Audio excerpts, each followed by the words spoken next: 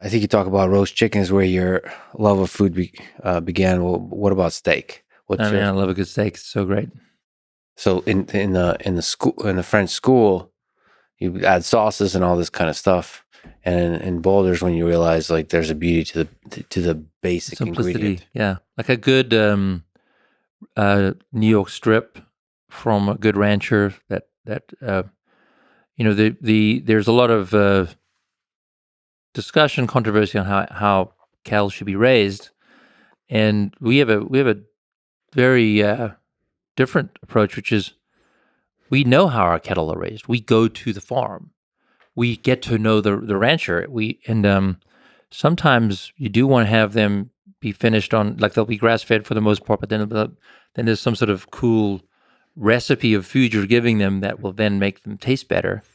And sometimes it is actually pretty good to have 100% grass fed.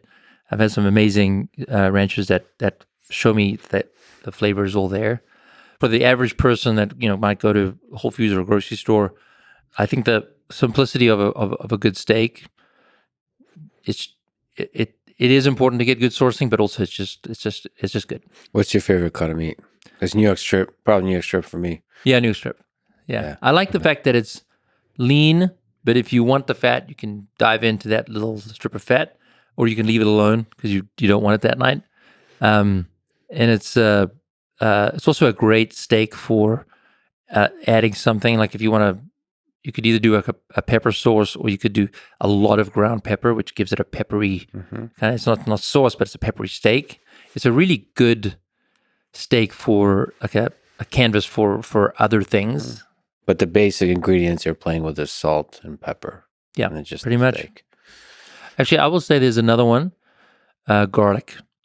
Mm. When you can, this is my favorite recipe for a steak is you season it both sides, salt and pepper.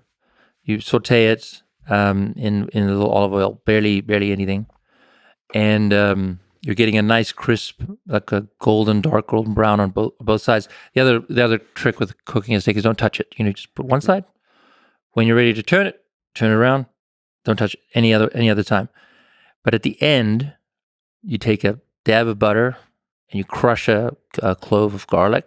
You don't even chop it; you just crush the clove, and you put the two of them in the pan, and you just roll the steak around in the garlic butter.